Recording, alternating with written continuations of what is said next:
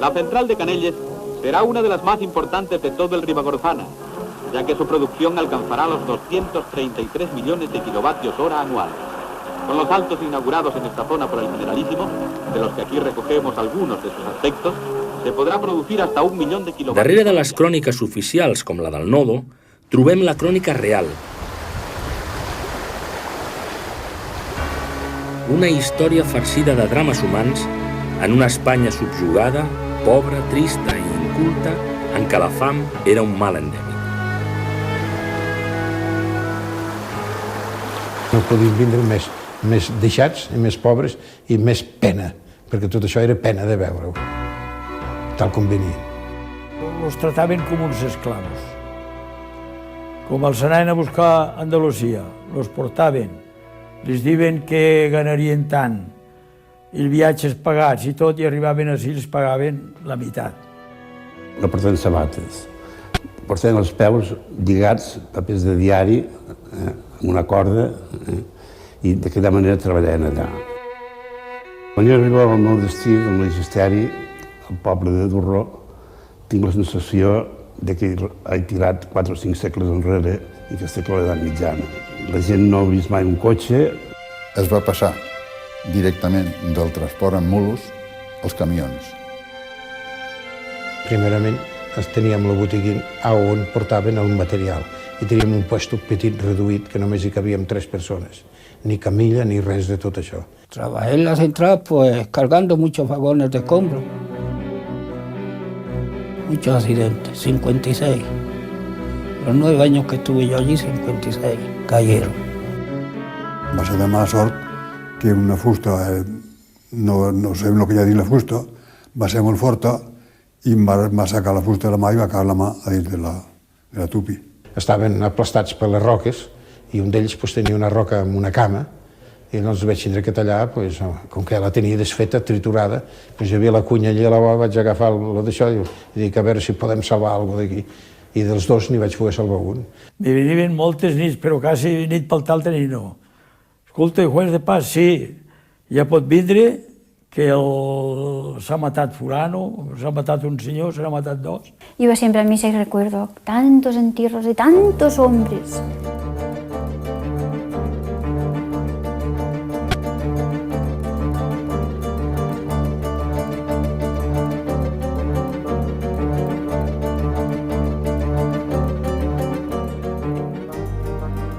De les 1.200 preses que hi ha actualment a Espanya, 824, és a dir, més de 2/3 parts, es van construir durant el règim de Franco. Bona part d'aquestes preses es troben a la vall de l'Ebre. En el cas de la Noguera Ribagorçana, afluent del Segre, que ho és alhora de l'Ebre, es va planificar un aprofitament integral del riu que el va convertir en una autèntica successió de pantans. L'obra més emblemàtica va ser la presa de Canelles, que resumeix les dificultats i les penalitats d'aquelles construccions faraòniques fetes amb mitjans escassos. La presa de Canelles es va construir com tantes altres en aquella època a costa de molt esforç humà. Es treballava gairebé a pic i pala, sovint al principi sense llum elèctrica i sense la protecció adequada per als treballadors que cobraven uns salaris amb què amb prou feines podien sobreviure. Els accidents estaven a l'ordre del dia. Ningú no en va explicar mai res. Ni la crònica triomfalista del Nodo, ni la premsa emmordassada informaven de les condicions laborals precàries. Fins i tot, en els registres dels ajuntaments s'amagaven les causes reals d'aquelles morts. Però encara ens queda la memòria popular i el dolor de les famílies per poder conèixer la veritable magnitud d'aquella tragèdia. Aquesta és una finestra a la cara oculta dels pantans de Franco, la història autèntica explicada pels seus protagonistes. Quan jo arribava al meu destí del magisteri, al poble de Durró, tinc la sensació que he tirat 4 o 5 segles enrere i que estic a l'edat mitjana. La gent no ha vist mai un cotxe, els homes encara han sortit una mica, que han anat a la mili, però les dones, moltes d'elles no s'han vingut mai de la vall. A conseqüència de que a la vall no hi havia cap tipus de carreteres, es va passar directament del transport amb mulos als camions. Això canvia completament quan l'ENER ja, els seus plans de les centrals elèctriques, l'arribada dels treballadors, i canvia completament, no? El Pont de Suert es converteix en una petita ciutat. Había un pueblo que sí que hizo famoso allí, que es Baena, pero tan famoso que iban viniendo de Baena, y entonces en Pont de Suert había esto es Baena. Y entonces yo he visto cartas escritas, fulanito de tal, Baena, Pont de Suert. Sobre Pont de Suert descargó una nube de cordobeses de Baena, llegados en busca de trabajo. Los andaluces de Pont de Suert levantaron su almofalla a las puertas del pueblo y la bautizaron por sí y ante sí como los descubridores de remotos mundos. Las cartas llegan sin más señas que Nueva Baena, Lérida, y sin expresión de que es un arrabal de Pont de Suert. Així és com Camilo José Cela narrava en el llibre Viaje al Pirineu de Lérida la nostàlgia i el sentimentalisme envers els orígens dels milers de treballadors andalusos que amb les seves famílies es van allotjar en un principi en barraques humils. Havien estat uns anys de molta sequera a Andalusia, a les places on anaven a buscar la feina no en trobaven, i va arribar la notícia d'alguna manera, o els mateixos ajuntaments ho van fer saber, que a l'altre costat de la península, al Pirineu, hi havia treball per tothom. Els ajuntaments els facilitaven un bitllet, que era un bitllet de pobre, valia 10 o 15 pessetes, creuaven tota la península amb trens mixtes de càrrega i passatgers. I a Pont de Suert allà el repartien.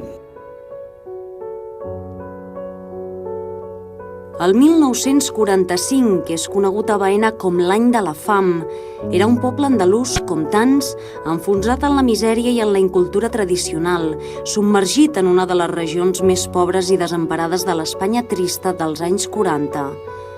Una terra confusa, com va escriure Cela, racó pel qual la gent entrava i sortia nerviosa i desorientada.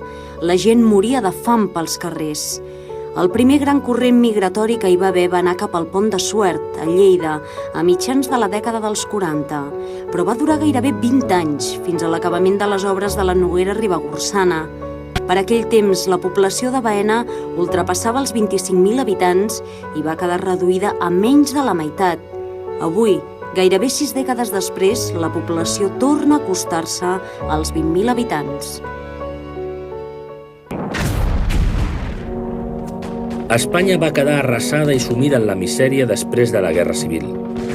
Aïllada i endeutada internacionalment, va veure com 5 mesos després començava la Segona Guerra Mundial.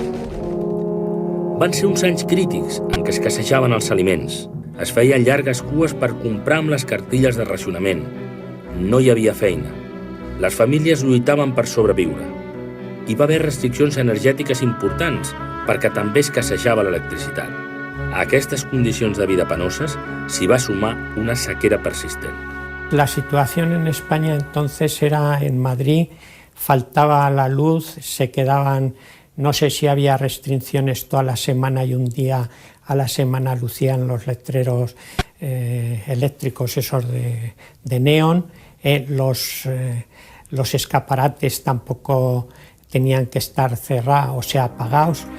O sea, que no había electricidad. Si no fuera por todo lo que se hizo en la ENER en aquel tiempo, no hubiera podido haber luego todo el desarrollo industrial que hubo en España en la década de los 60. Alrededor del año 50, la penuria eléctrica en Cataluña y, per consiguiente, en España, era tremenda, hasta l'extrem de que les indústries i les cases particulars tenien que tindre 5 dies a la setmana de restriccions, o sigui, sense subministre elèctric.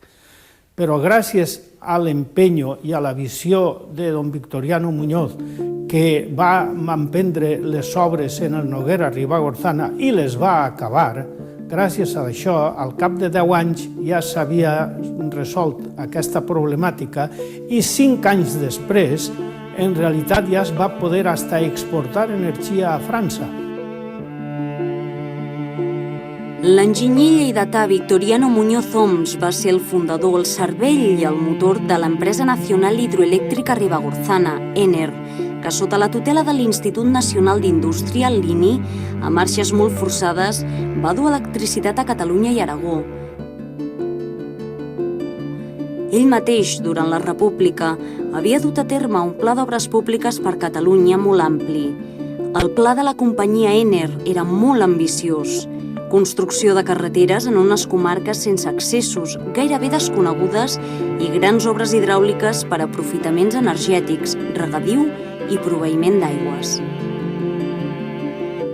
Es tractava d'un aprofitament integral de la conca de la Noguera Ribagorçana que incloïa la construcció de fins a 10 salts d'aigua. L'any 42, l'enginyer Victoriano Muñoz va presentar el seu projecte a l'almirall Suances, exministre d'Indústria i Comerç i president de l'Institut Nacional d'Indústria, organisme estatal creat al setembre de l'any anterior, precisament amb la finalitat de promoure empreses en les diverses branques de la producció, entre les quals hi havia l'elèctrica. Victoriano Muñoz Oms era un visionari, però un visionari concret, que li agradava pensar en les coses que tindrien que poder fer i tal, però fer-les. No estar pensant coses que després no es poden realitzar, no. Volia coses concretes. I pensava en l'aigua, pensava en l'electricitat, pensava en tot. Victoriano Muñoz va aconseguir convèncer l'exèptic Suances acceptant el compromís de construir 10 pantans en 10 anys. I el ministre va transmetre el mateix entusiasme a Franco. L'any 1947, el dictador va visitar personalment la zona. El riu Noguera Ribagorçana és el riu que, degut a la idea que va promoure l'aprofitament, pensant que l'aigua era un bé escàs i, per tant, que es tenia que cuidar molt, es va fer amb el lema de no perdre ni un metre cúbic d'aigua ni un metre de sal, de caiguda, no? I, per tant, això exigia que l'aprofitament fos integral. La conca de la Ribagorçana va passar a una velocitat sorprenent, del feudalisme a l'electrificació. El riu va perdre la llera, la seva vida, i es va convertir en una llarga successió de pantans, en una factoria hidroelèctrica gairebé única en el món perquè no hi ha cap precedent d'una explotació tan al límit d'un riu. En 12 anys, a Catalunya es va passar de les restriccions a l'exportació d'energia elèctrica a França. En moltes obres públiques construïdes en els anys 40 i 50 hi van treballar els vençuts de la Guerra Civil que van romandre en camps de concentració.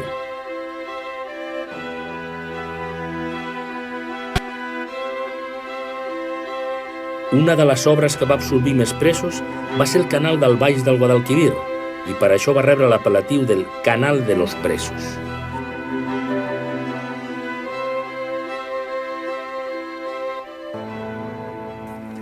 Mentre això passava al sud d'Espanya, en els últims dies del mes de febrer de 1947 van començar les obres a la Noguera Ribagorçana amb una mica més de 600 treballadors que l'any 48 es van convertir en gairebé 5.000 i 2 anys després en més de 6.000. Els primers salts que es van construir van ser els de Senet i Bono, fonamentalment per proveir les obres d'energia elèctrica. En aquest mateix any van començar els salts de Vilaller, Llesp, el Pont de Suert i Escales. Simultàniament, es construïen camins i carreteres per garantir el subministrament de persones i materials que al principi s'havien de traslladar en helicòpter. La magnitud d'aquestes obres que la companyia Ener va engegar a la comarca va provocar una immensa onada de treballadors immigrants que arribaven, alguns amb la família, per integrar-se a l'empresa. Les mancances en maquinària prou eficaç per a les obres públiques feien que es necessités molta mà d'obra. Els trataven com uns esclaus. Com els anaven a buscar a Andalusia, els portaven, els diuen que ganarien tant, els viatges pagats i tot, i arribaven així i els pagaven la meitat. Llavors ells contra la companyia, que els havien enganyat, que això, que tal i qual, i que llavors ells diuen, no, si no esteu contents, torneu-se'n, però és que havien de fer llavors. Estaven allí pobres que havien vingut a treballar. L'Ener, a l'Ajuntament, ens va demanar que li ajudéssim per poder col·locar la gent. perquè, clar, tenia una quantitat de gent enorme, però, clar, a Canelles no hi havia res. I nosaltres vam estar lluitant, buscant casa per casa, mirant els puestos que podien col·locar la gent, i li vam anar col·locant gent. Venien sense diners i molts no van trobar lloc per allotjar-se. Aquells pobles que fins llavors havien viscut pràcticament aïllats no estaven preparats per aquell creixement inesperat. Quan l'any 1951 van començar a treballar en l'obra més ambiciosa de la Noguera Ribagorçana, la pressa de Canelles, encara no hi havia comunicació entre l'Alta Ribagorça i la Baixa Ribagorça per falta d'infraestructura. Yo recuerdo que cuando lleguemos allí, a mi padre sí que le dieron casa, porque era carpintero y los carpinteros se ven por lo que sea, y los encargados, los ingenieros, todos estos tenían casa.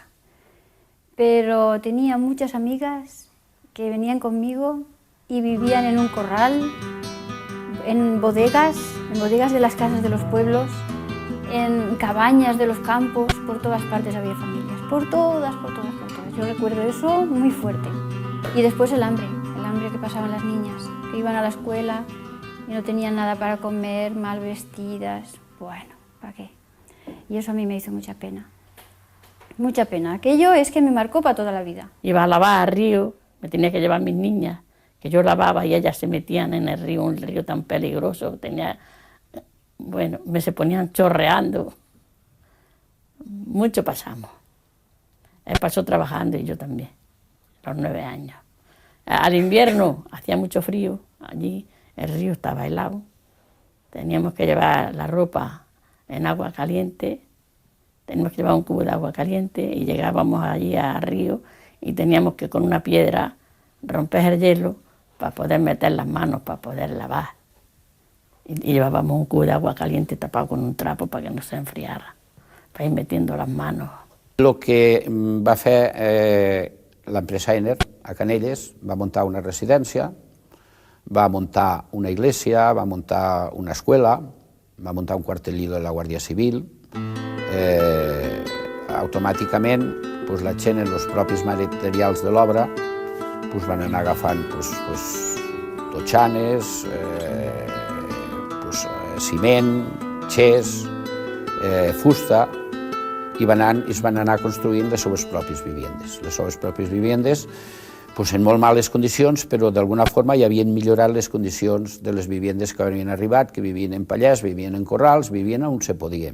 Ganaven 22,50 de jornal. El jornal, lo que passa que los que tienen familia tenien un plus de punts i les daven un tant, un plus. I ja dic, quan més cobraven eren 200 o 300 pessetes. El dia 26 i 300 o 400 a 500 pessetes, no sé, crec que hi arribés el dia 11, que era la liquidació. 700, 800 pessetes una família que tingués 3 o 4 fills. Al mes, no hi era més. Y ver las niñas en las basuras, yo lo recuerdo, coger las pelas de patatas y las llevaban a casa. Yo para mí que las volvían a hervir. Los plátanos y las naranjas ya se lo comían allí, ya lo repelaban allí todo y lo tiraban. Pero las de patatas, esas muchas, se las llevaban a casa, las lavaban y las hervían y se las comían. Aquello no lo puede saber nadie. Aquello, solamente el que lo ha vivido. Els colxons estaven als 6 barracons i eren lliteres de 2 pisos. I els colxons eren tot d'espart i de borra. Els colxons, sàbanes no n'hi era, només una manta. I allí dormiven. I al matí, quan se tenien de rentar, que no tenien aigua corrent, no hi era aigua corrent, agafaven, molts no es rentaven, ni dutxar-se fins el dia que van néixer. Però els que això agafaven una tovallola, se ficaven al coll, con mangas de camisa, con 8 o 9 bajo cero, i baixaven al riu, se lavaven i lavaven, tornaven a pujar. A aquestes condicions de vida penoses s'hi havia de sumar la duresa de la feina. Però malgrat les condicions extremes, s'havia de fer i es va fer. Aquest era el lema de l'empresa Ener. Aquest era el compromís adquirit pel seu director amb el ministre Suances. 10 pantans en 10 anys. No hi va haver temps per a previsions. Tot se solucionava sobre la marxa. Les decisions es prenien amb rapidesa. Els obrers treballaven de sol a sol, a preu fet, mal pagats, sense seguretat i sota un règim laboral autoritari. Els accidents que van passar allí pues no estaven les coses com estan ara. Hi havia molt que desear en la seguretat, se va fer unes barbaritats en el sentit de que un cabrestant no estés anclat més que en 4 sacs de terra. I quan se'n va anar a la corrent, se'n va marxar la vagoneta cargada i el cabrestant i va matar uno. Coses d'estes que dius, però com els encargats? Els encargats volien metros, capotassos, i clar, pot dir a la nit, han fet tants metres cúbics de forat. I llavors venien els accidents que venien.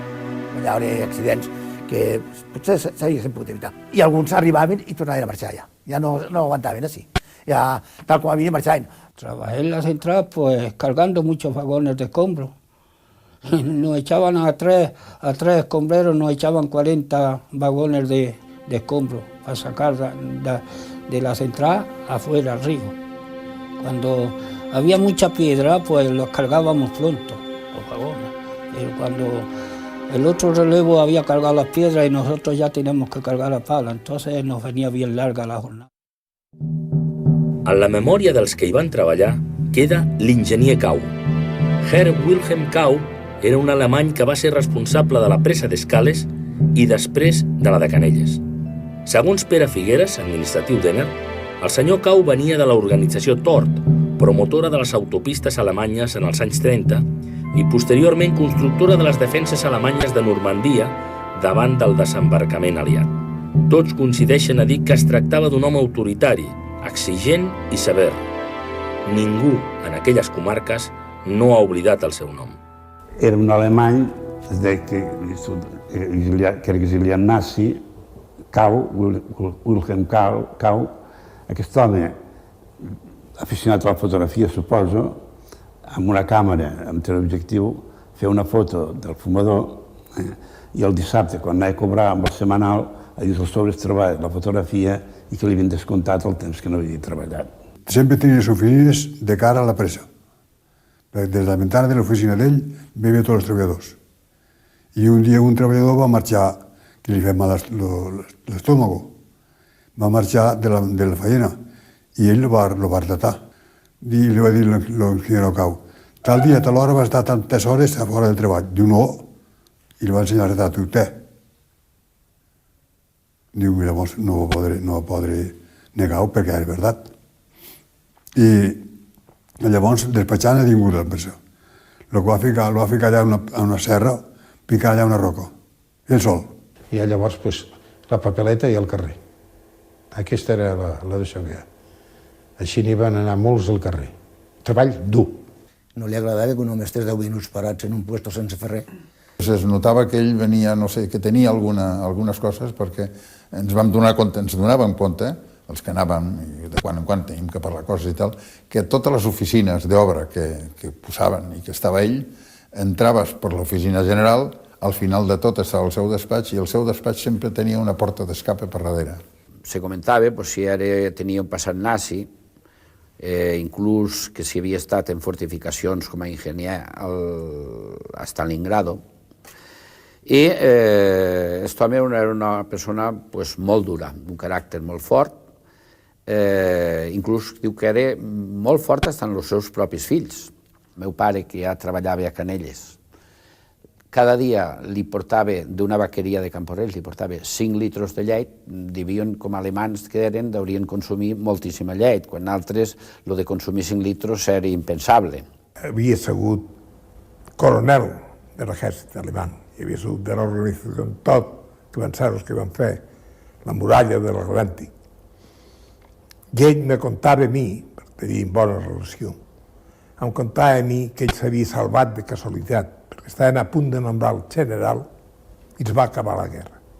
Perquè els generals els van juzgar tots a Nuremberg i es van liquidar tots. I ell diu, jo m'he salvat per això. Bueno, jo li parlava a ell i li dic, escolta'm, aquí hi ha un problema de família tremendo. Aquesta pobra gent tenen una família forta. Yo solo contrato obreros, no contrato familias. Era un tío durísimo, pero durísimo, ¿eh? Entre el 1940 i el 50, l'economia espanyola estava als nivells de principi de segle a causa, entre altres raons, del baix poder adquisitiu que havia minvat un 50% en comparació de l'any 1936. En els anys 50, la renda per càpita dels espanyols era inferior a la de 1929 i a principis dels anys 50 va arribar als nivells d'abans de la guerra. Al mes de maig de 1952 es va anunciar el final del racionament, després de 12 anys de cartilles i cupons per poder retirar els queviures setmanalment. Jo vaig treballar a l'Ener de 53 a 59. Ganava 3 pessetes i mitja a l'hora. 10 hores cada dia treballades. I després, ja, quan vam agafar el campament de Canelles, treballàvem a destajo. I cobràvem, n'hi ha mesos que 3.000 pessetes, n'hi ha mesos que menys, vamos, unes 2.500 cada mes, que llavors érem els quartos, això. Allí se cobraven dos vegades, el 26 donaven un anticipi a cuenta de la paga i el dia 11 se feia una liquidació de tot. I, bueno, 800, 900 pessetes cobraven molt, 700 cobraven molt. Ara l'home que tenia un destajo i guanyava 500.000, que potser guanyava i pico, però vamos, llavors era molt poc. Ganábamos 300, nos daban de anticipo, 300 pesetas, y 700 de liquidación, por los puntos y eso. Ahora, si trabajábamos a destajo, pues ya sacábamos algo más. Unos meses sacábamos algo más, pero otros meses a lo mejor nos mandaban la carta ajornado por falta de rendimiento. Y a lo mejor nos mandaban esa carta el mes que más habíamos trabajado.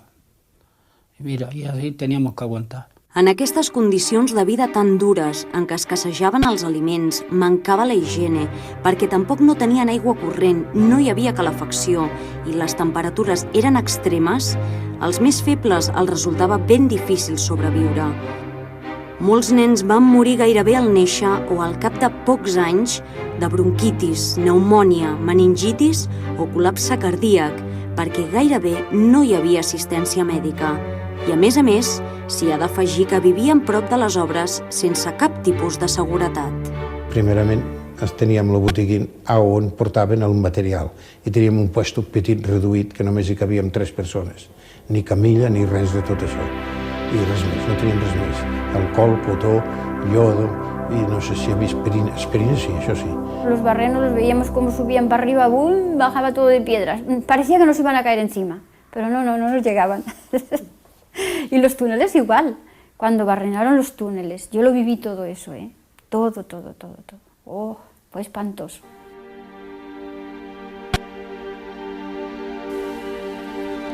Durant la construcció de la presa de Canells es van produir molts accidents, com havia passat en les preses construïdes anteriorment.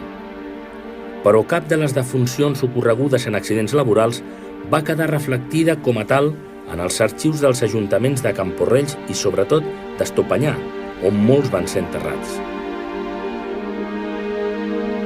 Les causes per defunció d'homes entre 25 i 50 anys són, la majoria, hemorràgies cerebrals, aturades cardíaques o bronconeumonies. No n'hi ha cap de registrada per accident laboral.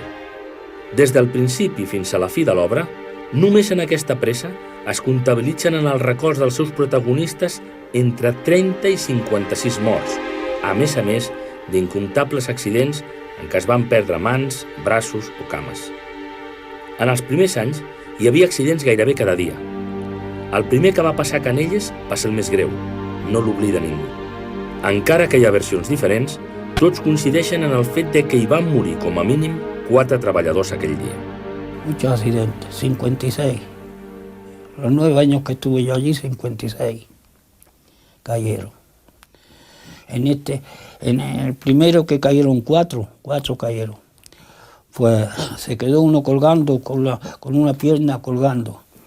Y la ambulancia que tenían era un camión que había en el río. De arriba, de la Cueva Negra, que estaba allí cerquita el corte que lo bajamos con una esparihuela abajo, al río, lo montamos en el camión. Y con un hacha le cortó el enfermero, le acabó de cortar la pierna. La llevaba colgando. Y cuando llegó aquí al Alfarràs, ja iba muerto. Des de dalt estaven allí treballant i tot això, i no sé si per la neu o pel pes o pel moviment del treball que feien, precisament era l'hora que plegaven i havien d'anar a dinar. Si va ser mala sort, això, de caure tota l'hora, i van caure ells de dalt a baix, d'uns 150 metres, suposo, 140 o 150 metres devia tindre allò. I un d'ells estaven aplastats per les roques, i un d'ells tenia una roca amb una cama, i doncs vaig tindre que tallar, com que la tenia desfeta, triturada, hi havia la cunya allà a la vora, vaig agafar d'això i dic a veure si podem salvar alguna cosa d'aquí. I dels dos n'hi vaig poder salvar un.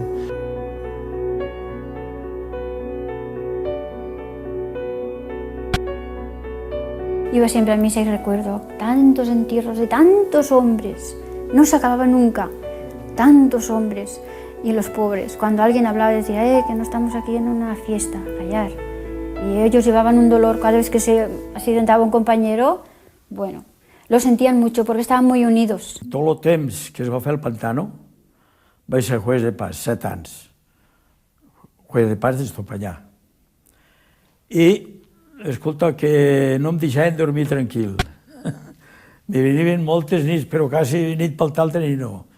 Escolta, juez de paz, sí, ja pot vindre que s'ha matat fulano, s'ha matat un senyor, s'ha matat dos, i anava allà, i claro, antes de levantar el cadàver, gritava jo al juez de paz, al juez de primera instància, que estava tamarita llavors. Treballaven penjats, amb cordes, i allò es va vindre a baix i les va caure totes a sobre.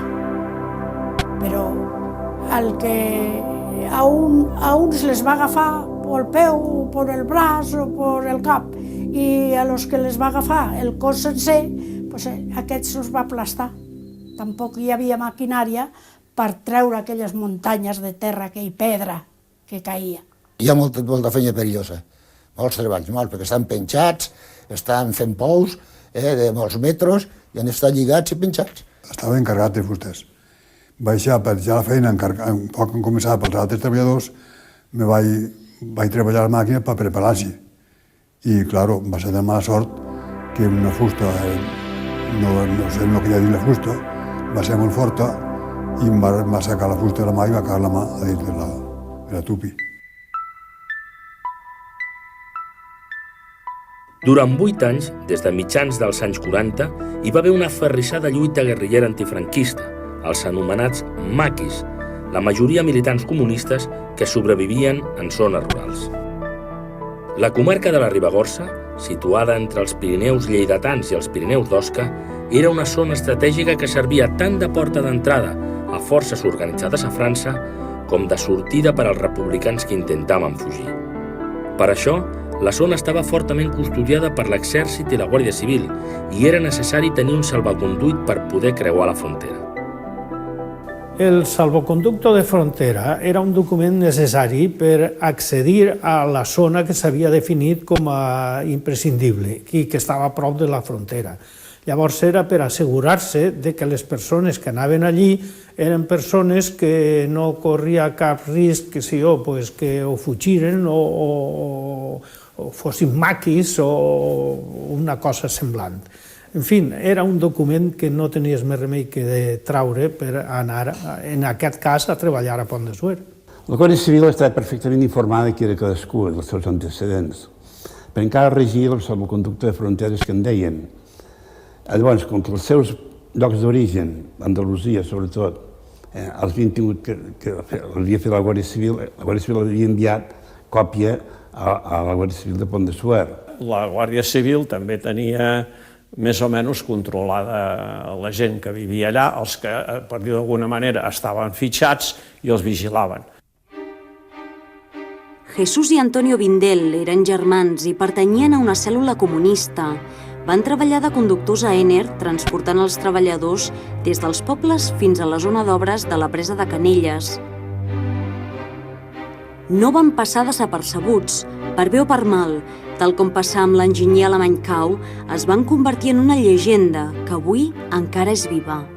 Els germans Vindel, que venien famosos perquè a Pont de Suert havien armat allà uns follons tremendos, i havien armat unes guàrdies, i havien armat unes coses, i de Pont de Suert van dir que se'n vagin cap a Canelles i mos traguem de davant i mos quedem tranquils. I ells van començar a lluitar per aconseguir que els treballadors cobressin més i viessin més. I realment nosaltres, a l'Ajuntament, a veure uns que defensaven els treballadors, ens van posar al costat d'ells. Eren xòfers, principalment jo recordo a Jesús, tenien una gran influència sobre la massa treballadora. Les deien als treballadors que demanessin els seus drets, el dret del treballador. I això, a l'empresa N, ni a ninguna empresa se pot demanar. Els drets del treballador no es podien demanar a cap puesto, en cap treball. Eren els drets que ells te donaven, cap. La seva missió era portar els treballadors en els camions cap a Canelles. En les condicions que portaven els treballadors eren molt dolentes. Els pujaven a la caixa, pujaven 30-40 persones com a podien, s'agarraven a perill de caure en un fred terrible que feia, unes temperatures bestials, on la gent arribava completament congelada. Llavors va haver un moment que ells mateixos van exigir a l'empresa que posés toldos perquè els treballadors poguessin anar una mica més protegits. L'empresa, allò de posar toldos ho passava pels forros. Van tindre problemes perquè se comentava, i crec que fos veritat, de que formaven part d'una cèl·lula comunista. El Vindel me diu un dia, diu, jo em vull carregar el Claus. Dic, home, a veure el que vols fer, però no facis cap barbaritat. Diu, no, tu compra un quilo de pintura i compra un pincell, me'l dones. Va anar a veure un amic meu que venia pintura, li vaig dir, m'has de vendre un quilo de pintura negra i un pincell. Ara, si la Guàrdia Civil te pregunta alguna cosa, tu no m'has venut res ni sabem res. No et preocupes. Va agafar la pintura, li dono al Vindel, i al cap de 3 dies, a una roca molt gran que hi ha a 1 quilòmetre aproximadament del poble, allà on estan els forts de cal, uns antics forts de cal, hi havia un escrit allí dient que el Cau era un nazi i que era un explotador dels treballadors i que era un home i tal, què sé jo, el que posava allà. Però molt ben escrit, Jo no sé com ho van poder fer. No sé com ho van poder fer en una nit, allò, però ho van fer. I al cap, al parlar-li que era un nazi, i que havia sigut un coronel dels nazis, i que ell havia usat i que i tal, no van passar 8 dies, se'n va anar a treballar a Turquia. Va marxar d'allà. El alemán era un ingeniero el alemán, y tenía todo el tipo y toda la cabeza de alemán. Sí, ya me acuerdo de aquel hombre. Sí, ese hombre no los podía ver, a los Vindeles. Y él no podía ver al alemán. Mi marido no podía ver al alemán. Bueno, había pasado toda la guerra allí en Alemania. Eso no lo sabía el alemán.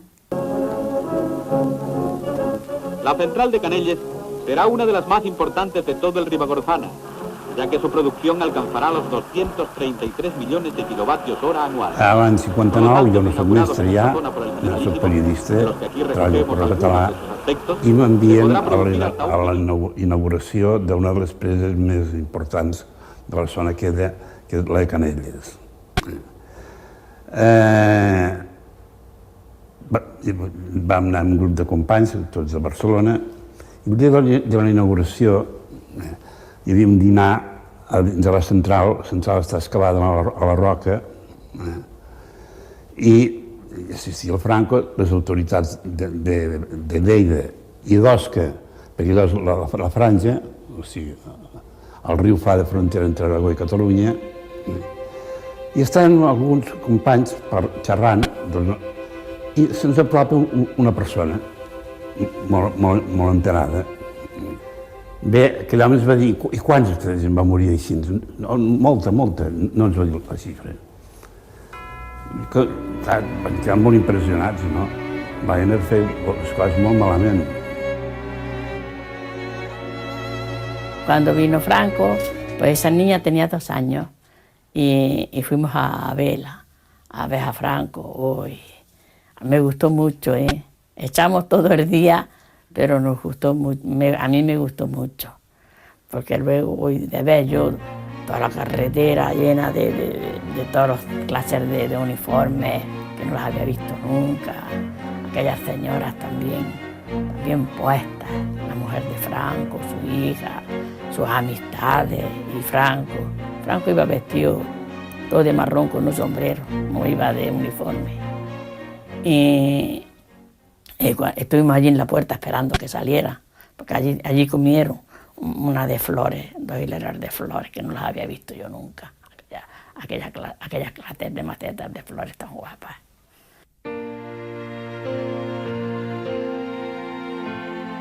Canelles és el penúltim embassament de la conca ribagorçana i el més gros de tots. La presa, de tipus volta, va assolir el rècord d'alçària a Espanya en aquella època, amb més de 200 metres de longitud i 150 de profunditat. Era, en aquell temps, la més gran d'Europa. Després de la inauguració per Franco al juliol del 59, es van reprendre els treballs per impermeabilitzar la presa, en el que es coneix com la segona fase de treball a Canelles. Van durar gairebé 30 anys, fins al 1989. Milers de tones de ciment van anar riu avall per intentar frenar les fuites d'aigua. Quan es va començar a omplir la presa de Canelles, a l'agafar una certa alçada a l'aigua, van aparèixer unes filtracions. Les filtracions aquestes no suposaven res en quant a resistència de la presa ni dels estreps de la presa, sinó que simplement el que feien és perdre aigua.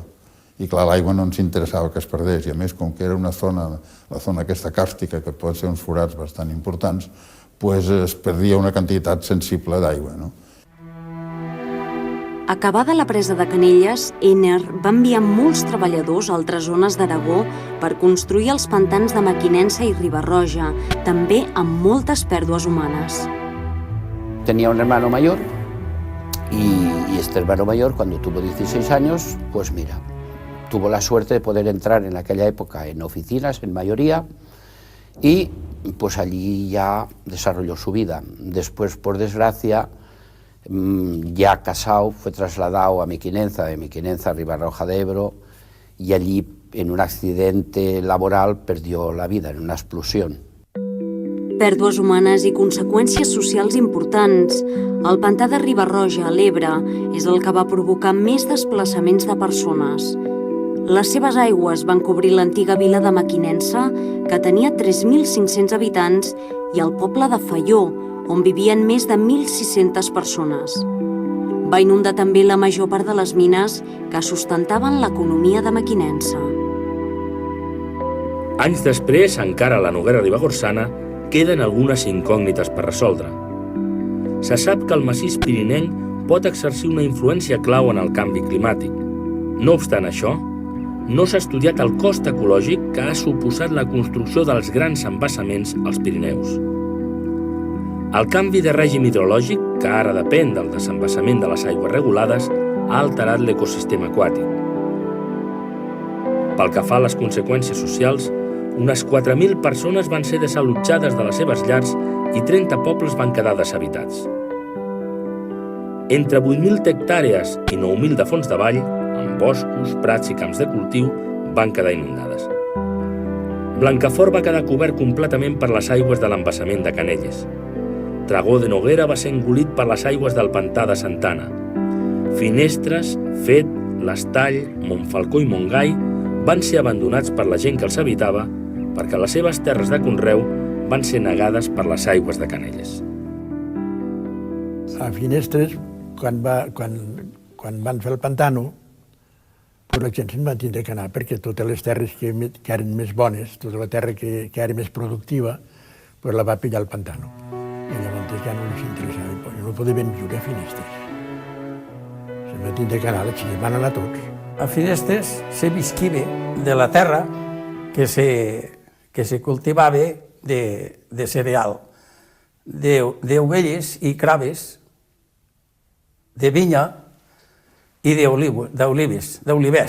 Se visqueva bastant molt bé i se criava blat, se criava ordi, se criava centeno, se criava hieros, se criava guixes, se criava garbanzos i després al sort se criava de tot, verdura, tomates, pimentons. A Finestres hi havia 10 cases.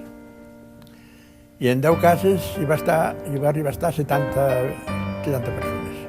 Els de casa meva, els van donar, jo calculo, cap a unes 700.000 pessetes, la ENER, del terreno que els va pillar, i van comprar una finca a Tamarit.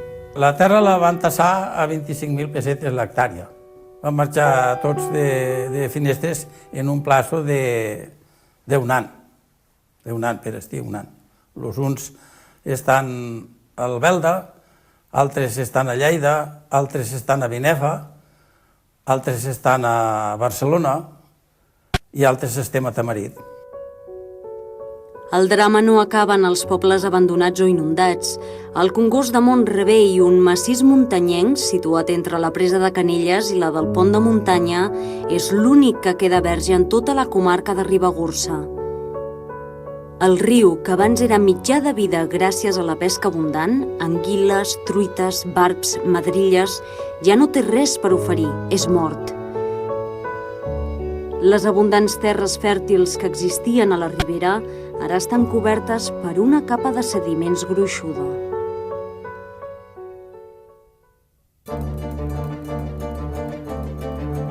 Tot el que es va perdre per resoldre altres problemes, com ara les mancances en electricitat i regadius, queda a la memòria popular.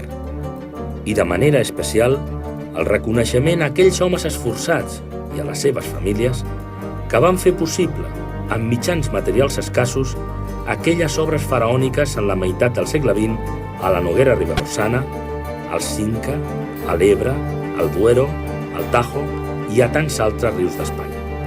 A tots, el nostre record i el nostre reconeixement.